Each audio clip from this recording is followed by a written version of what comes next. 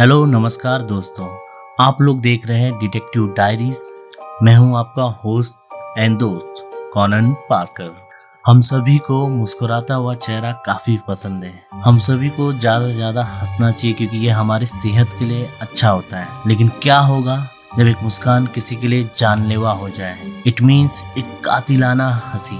तो आज ऐसी ही कातिलाना हंसी के दास्तान हम सुनेंगे, तो दिल थाम के बैठिए और इस कहानी को एंड तक देखिए। तो हमारी कहानी अब शुरू होती है। The smiling man. यह जिला अटॉर्नी के कार्यालय से बरामद की गई एक केस फाइल है जिसमें 14 वर्षीय लड़के ब्रायन सिंगर की जर्नल प्रविष्टियों का विवरण दिया गया है। मामला 1993 में बंद कर दिया गया था, लेकिन मुझे इसकी याद तब आई जब हाल ही में इसी तरह की एक घटना घटी। मैं यह साबित नहीं कर सकता कि वे जुड़े हुए हैं, लेकिन मुझे उम्मीद है कि मैं दूसरों को इसके बारे में जागरूक कर सकता हूँ और शायद अगले पीड़ित को बचाने के लिए कुछ किया जा सकता है। ये घटना है 3 अगस्त 1992 की। यह एक सप्ताह से चल रहा है और कोई भी मुझ पर विश्वास नहीं करता। मैं वास्तव में पूरे जर्नल का काम नहीं करता, लेकिन यह मुझे परेशान कर रहा है और हो सकता है कि अगर मैंने जो कुछ भी देखा है उसे लिख दूं और इसे सही लोगों को दिखाऊं तो वो मेरी मदद कर सकते हैं। रात में एक आदमी हमारे घर के आसपास घूमता रहता है और मुझे नहीं पता कि वह क्या चाहता है। मैं बिल्कुल भयभीत हूँ कि मुझे चोट पहुँचाएगा। पहली बार जब मैंने उसे देखा तो मैंने अभी दांत ब्रश किए थे और अपना पजामा पहना था। मैंने अपने कमरे में लाइट बंद कर दी और खिड़की पर चमक के बिना मैं सड़क के उस पार स्ट्रीट लाइट की रोशनी देख सकता था। उसके नीचे एक आदमी था और वह ठीक मेरी ओर देख रहा था। मैं इतनी दूर से नहीं बता सकता, लेकिन ऐसा लग रहा था कि उसके चेहरे पर एक बड़ी मुस्कान थी। इसने मुझे वास्तव में असहज कर दिया। पहले तो मैंने कुछ भी नहीं सोचा। अब जानते हैं, यह सिर्फ सड़क पर एक आदमी था। कोई बदमाश भी हो सकता है जिसने मुझे कपड़े बदलते हुए देखा हो, लेकिन मैं अपने परिवार को बताना नहीं चाहता था और उन्हें यह लगे कि मैं पागल हूँ, इसलिए मैं अभी बिस्तर पर सोने जा रहा हूँ। अगली रात जब मैंने लाइट बंद की तो फिर वही खड़ा था, लेकिन इस बार जब मैंने उसे देखा तो मेरे घर की ओर चलने लगा। मुझे उसका मेरी ओर देखना अच्छा नहीं लगा, इसलिए मैं खिड़की से दूर हट गया। जब मैं वापस बाहर पहुंचा तो वह चेहरे पर मुस्कान के साथ सड़क के बीच में खड़ा था और मेरे घर की ओर देख रहा था। मैं बिस्तर पर चला गया, लेकिन मुझे नींद आने में काफी समय लगा और मैं घबराकर खिड़की की ओर देखता रहा। और तीसरी रात भी वही हुआ, सिवाय इस बार मैंने उसे मेरे घर के सामने फुटपाथ पर चलते हुए देखा और वहाँ खड़े होकर मुझे घूरता रहा। मैंने तय किया कि अब किसी को बताने का समय आ गया है, इसलिए मैंने अपने पिताजी को बुलाया और पिताजी मेरे कमरे में आए। लेकिन पिताजी जब तक कमरे में पहुंचे, द स्माइलिंग मैन गायब हो चुका था। पिताजी ने मुझसे कहा कि अगर तुमने उसे दोबारा देखा तो मुझे जरूर बताना। चौथे दिन मुस्कुराता हुआ आदमी फिर से सामने फुटपाथ पर इंतजार कर रहा था। मैंने अपने पिताजी को बुलाया और मेरे पिताजी इस बार उन्हें ढूंढने के लिए बल्ला लेकर बाहर गए। वह घर और आसपास में 1 घंटे तक देखने के बाद वापस आए और मुझे बताया कि उन्होंने किसी को नहीं देखा। हम काफी शांत पड़ोस में रहते हैं, इसलिए किसी का आना जाना मुश्किल होगा। उन्होंने कहा कि वह पड़ोसियों से बात करेंगे और देखेंगे कि क्या उन्होंने कुछ देखा है। अगली रात मेरे पिताजी ने कुछ पड़ोसियों के साथ हिस्सेदारी की योजना बनाई और वे सभी रात 9 बजे से अपनी खिड़कियों से बाहर देखते रहे।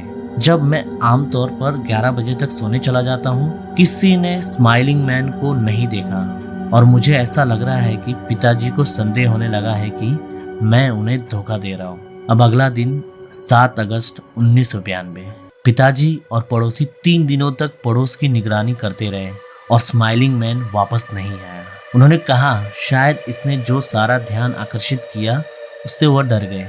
मैं बस इस बात से खुश हूँ कि स्माइलिंग मैन आसपास नहीं है। उम्मीद है कि वह हमेशा के लिए चला गया है। मुझे सोने में अब कोई परेशानी नहीं हो रही है। मैं बस इस बात से खुश हूँ कि स्माइलिंग मैन आसपास बिल्कुल भी नहीं है। उम्मीद है कि वह हमेशा के लिए चला गया है। उसकी वजह से मुझे सोने में परेशानी होती थी और मुझे बुरे सपने भी आते थे। और स्माइलिंग मैन मेरे आसपास आ रहा है या मेरे घर में है, अगर हम उसे पकड़ लेते तो बहुत अच्छा होता। उसकी वजह से मुझे सोने में परेशानी होती थी और मुझे बुरे सपने भी आते रहते थे और मैं यही सोचता रहता था कि स्माइलिंग मैन मेरे पास आ रहा है, मेरे घर में, अगर हम उसे पकड़ लेते तो बहुत अच्छा होता। अब अगला दिन 8 अगस्त 1992। स्माइलिंग मैन कल रात वापस आया था। सड़क के उस पार स्ट्रीट लाइट के नीचे फिर से खड़ा था। अब पिताजी पहले ही मुझ पर नाराज थे। शायद मैं उन्हें तब नहीं बताऊंगा जब तक वह फिर से घर के करीब ना आ जाए। मैं बस यही चाहता हूँ कि यह खत्म हो जाए। अब अगला दिन 9 अगस्त 1992। वह फिर से करीब आ रहा है। कल रात वह सड़क के हमारी तरफ था। अब वह धीरे धीरे करीब आ रहा था, इसलिए मैं खिड़की के नीचे छिप गया और पूरी रात वहीं सोया। अगला दिन 10 अगस्त 1992। स्माइलिंग मैन कल रात मेरी खिड़की के ठीक बाहर था। जब मैं उठा और उसे देखा तो मैं बहुत जोर से चिल्लाया। पिताजी कमरे में भागे, लेकिन वह बहुत पहले ही जा चुका था। माँ ने पुलिस को बुलाया और उन्होंने पूरे मोहल्ले की तलाशी ली और कुछ भी नहीं मिला। उन्होंने उसके लिए एक अलर्ट जारी किया है, लेकिन मैं उसका बहुत अच्छा विवरण नहीं दे सका। अंधेरा है और मैं जो कुछ भी देख सकता था उसका बहुत अच्छा विवरण नहीं दे सका। वह उसकी मूर्खतापूर्ण मुस्कान थी। मुझे उम्मीद है कि पुलिस उसे ढूंढ लेगी और गोली मार देगी। अगला दिन 11 अगस्त 1992।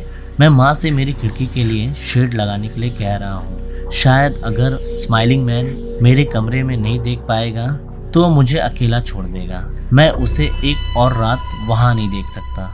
मैं अब अपने कमरे में नहीं सोना चाहता। मैं हर रात सोने से पहले खिड़की के ताले की जांच करता हूँ। अगला दिन 12 अगस्त 1992। हमने आज खिड़की पर पर्दा डाल दिया है। उम्मीद है कि स्माइलिंग मैन को एहसास होगा कि अब वो मुझे नहीं देख सकता और डराने के लिए किसी और बच्चे को ढूंढ लेगा।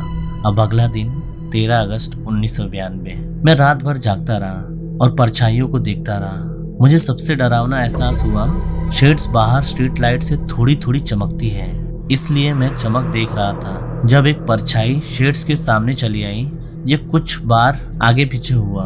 मैं सचमुच डर गया था, लेकिन थोड़ी देर बाद वो वापस नहीं आया। मैंने इसे लगभग 2 घंटे तक देखा होगा और ये सब देखते देखते अंत में मैं थक कर सो ही गया। अगला दिन 14 अगस्त 1992। मैं देर रात उठा और शेड्स पर कोई चमक नहीं थी। मेरी खिड़की के ठीक बाहर कुछ खड़ा था। मैं चुपचाप उठा और अपने पिताजी को बताने गया। पिताजी गुस्से में थे, लेकिन बल्ला पकड़कर बाहर चले गए। मैं अपने कमरे से देख रहा था। वो परछाई कुछ देर तक वहीं रही। फिर जैसे ही मैंने पिताजी के आने की आवाज सुनी तो वह दूर चली गई। फिर मैंने पिताजी की परछाई को उसके ऊपर से गुजरते देखा। उसने घर के चारों ओर चक्कर लगाया और वापस आकर कहा कि उसने कुछ नहीं देखा। मेरी खिड़की के बाहर गंदगी में पैरों के निशान भी नहीं थे। अब पिताजी ने मुझे बैठाया और मेरे साथ लंबी बातचीत की। यह बिल्कुल स्पष्ट है कि वह सोचते हैं कि मैं इसे बना रहा हूँ। मुझे नहीं पता कि क्या करना है। अब अगला दिन 17 अगस्त 1992। परछाई हर रात वापस आती है। आखिरकार मुझे परछाइयों के चारों ओर के अंतराल को पार करने का साहस आ गया था। मैंने उसे करीब से देखा। मैं खिड़की के ठीक बाहर हल्की सी रोशनी में चमकती उसकी आंखों और उसकी बड़ी मुस्कान को देख सकता था।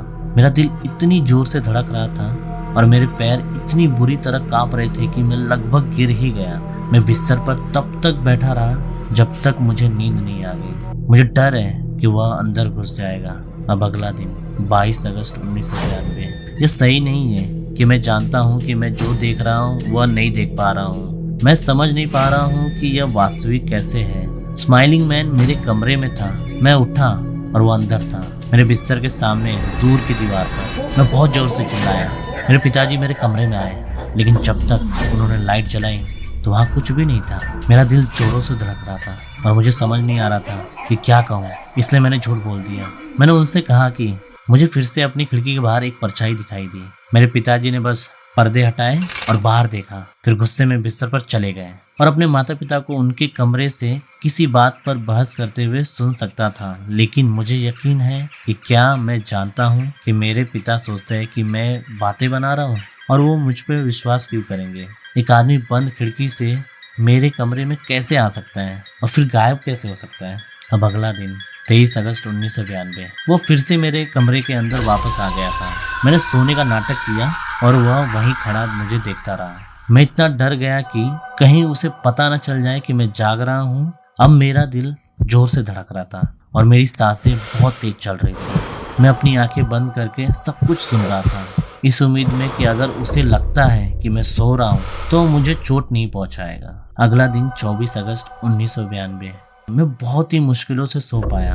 वह फिर से मेरे कमरे में था और जब उसने देखा कि मैं जाग रहा हूँ तो वह धीरे धीरे मेरी ओर चलने लगा। हर बार जब मैं अपनी आंखें बंद करता था तो वह तब तक रुक जाता था जब तक कि मैं दोबारा उसकी ओर देख ना लूं। इसलिए मैं अपनी आंखें बंद कर ही लेटा रहा जब तक कि इतना थक ना जाऊं कि मुझे नींद आ जाए। मैं अब अपने कमरे में नहीं सो सकता था, इसलिए मैं लिविंग रूम में सोफे पर सोने जा रहा हूँ। अगला दिन 30 अगस्त 1992 अब 5 रातें सोफे पर बिताने के बाद मेरे माता पिता मुझसे खुश नहीं है। उन्हें मुझ पर विश्वास नहीं है और वे चाहते हैं कि मैं वापस अपने कमरे में सो जाऊं। और जब से मेरे स्कूल शुरू हुए हैं तब से मैं बिल्कुल सो नहीं पाया हूँ और कक्षा में सो जाने के कारण मुझे स्कूल में परेशानी का सामना करना पड़ रहा है। मुझे नहीं पता कि वे क्या सोचते हैं कि इस बारे में झूठ बोलूँगा, लेकिन मेरे पास अपने पुराने कमरे में वापस जाने का कोई रास्ता नहीं है। अब अगला दिन 6 सितंबर 1992 मेरे पिताजी मुझे यह साबित करने के लिए 5 दिन तक मेरे कमरे में सोए कि डरने की कोई बात नहीं है। अब वो मुझे कह रहे हैं कि अगर मैं अपने कमरे में नहीं सोऊंगा तो मुझे घर से निकाल दिया जाएगा। मैं वहां वापस जाने से बहुत डरता हूं। अब अगला दिन 7 सितंबर 1992 कल रात मेरे पिताजी ने मुझे कमरे में ढकेल दिया और मेरे लिए दरवाजा बंद कर दिया। मैंने सोने की कोशिश की लेकिन मैं बहुत डरा हुआ था। मैं आधी रात के बाद उठा और स्माइलिंग मैन वापस आ गया और फिर से धीरे धीरे कमरे में चला गया। हर बार जब मैं उसे देखता था वह करीब आ जाता था और जब भी मैं अपनी आंखें बंद करता था तो वह मुझे अनदेखा कर देता था और वहीं रुक जाता था। लेकिन वहीं रुकने के बाद भी वो वहां से मुझे देखता रहता था। मैंने फिर से सोने का नाटक किया लेकिन मुझे महसूस हुआ कि मैं अपने तेज दिल पर उसकी धीमी शांत सांसें सुन सकता था। अब अगला दिन 8 सितंबर 1992 मेरे कमरे में सोने को लेकर मेरे पिताजी के साथ मेरी बहुत तीखी बहस हुई। वह मुझे मनोचिकित्सक से मिलने और साइकोलॉजिकल झूठ बोलने के लिए दवाएं देने की धमकी दे रहे हैं। मैं नशीली दवाओं का सेवन नहीं करना चाहता, यह वास्तव में हो रहा है। कोई मुझ पर विश्वास नहीं करेगा, मैं बहुत थक गया हूँ। अगला दिन 9 सितंबर 1992 पिताजी ने मुझे मेरे कमरे में एक कुर्सी से बंद कर दिया था। मैं स्माइलिंग मैन के साथ अंदर फंसा हुआ था। मुझे नहीं लगता कि मैं पूरी रात सोया था, मैं बस बेहोश हो गया था, लेकिन मैं हमेशा बहुत डरा हुआ रहता था। मैं अपनी आधी खुली आंखों से झांकता और हर बार स्माइलिंग मैन को देखता और मेरे करीब आने लगता। मैं उसके दांतों और आंखों से चमकती हुई छाया की हल्की रोशनी देख सकता था। मैं ऐसा करना तो नहीं चाहता था, लेकिन मैं रसोई का चाकू चुरा रहा हूँ और इसे अपने बिस्तर में रख रहा हूँ। यह अंतिम जर्नल प्रविष्ट है जब उसके माता पिता ने अगले दिन ब्रायन की जांच करने के लिए दरवाजे से कुर्सी हटाई तो उन्होंने उस बिस्तर पर पाया जिसके हाथ में रसोई का चाकू था। दोनों कलाइयाँ कटी हुई थी और उसकी चादरें खून से लथपथ थी। खिड़कियां दोनों बंद थी और घुसपैठ का कोई निशान नहीं था। कोई पैरों के निशान नहीं थे, कोई उंगलियों के निशान नहीं थे, कुछ भी नहीं था। और सभी चिकित्सा परीक्षकों ने ये पुष्टि की है कि घाव खुद ही लगाए गए लगते हैं। मामले का मनोरोग विश्लेषण 2 निष्कर्षों में से एक पर पहुंचा है। स्माइलिंग मैन एक भ्रम था कि ब्रायन अब उसके साथ नहीं रह सकता। हर बार जब भी ब्रायन ने स्माइलिंग मैन की तरफ ध्यान दिया, उसके बारे में सोचा, तो वह उसके लिए बढ़ता गया, उसके करीब आता गया और उसके बहुत नजदीक पहुंच गया और इसे नजरअंदाज करना बहुत कठिन हो गया है। जब उसने उसे नजरअंदाज किया और ये वैसा ही नहीं बना रहा जैसा ये वह था। आखिरकार ब्रायन अपनी मानसिक बीमारी को संभाल नहीं सका और उसने वही रास्ता अपनाया जो वह जानता था। तो इस स्माइलिंग मैन की कहानी आप जानने के बाद अब आप लोग भी अंदाजा लगा सकते हैं कि ब्रायन सिंगर के साथ क्या हुआ रहेगा। यहाँ पर हम इस केस की जांच करेंगे तो यहाँ पर हम यही देखेंगे कि उसे साइकोलॉजिकल प्रॉब्लम्स थी। उसकी जो माइंड में जो थॉट्स थे वहीं पे कुछ प्रॉब्लम्स थी, जहाँ पर उसने खुद से एक विजन क्रिएट किया कि उसके घर के बाहर कोई स्माइलिंग मैन खड़ा है और उसे रोज घूरता है और उसकी तरफ धीरे धीरे बढ़ता जा रहा है। डे बाय डे जैसे जैसे वो मतलब उसकी तरफ बढ़ता गया, वो उससे और डरता गया और उससे बचने के लिए उसने बहुत सारे तरीके अपनाए। और जब उसे कोई तरीका सही नहीं लगा तो उसने सोचा कि अब वो कुछ ना कुछ हिंसा पे उतरेगा, मतलब उसे अब या तो वो रहेगा या तो ब्रायन रहेगा। तो ब्रायन ने स्माइलिंग मैन को खत्म करने के चक्कर में चाकू अपने बिस्तर के नीचे रखा और उसके बाद वही हुआ जैसा हमने कहानी में सुना।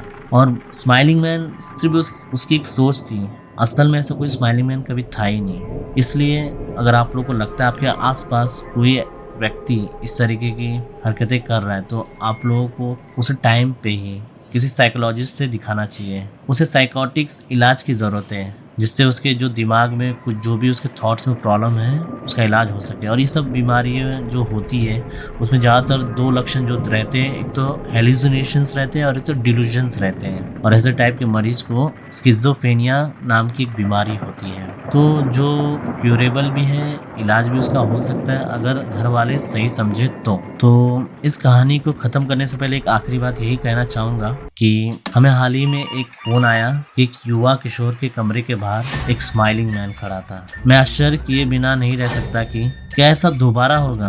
अब आप लोग ही कमेंट बॉक्स में मुझे बताइए कि सच में स्माइलिंग मैन एग्जिस्ट करता है या नहीं करता है, या ये बस एक भ्रम है। तो मिलता हूँ मैं आप लोगों से अगली किसी हॉरर स्टोरी में। तब तक के लिए देखते रहिए detective diaries with Conan Parker.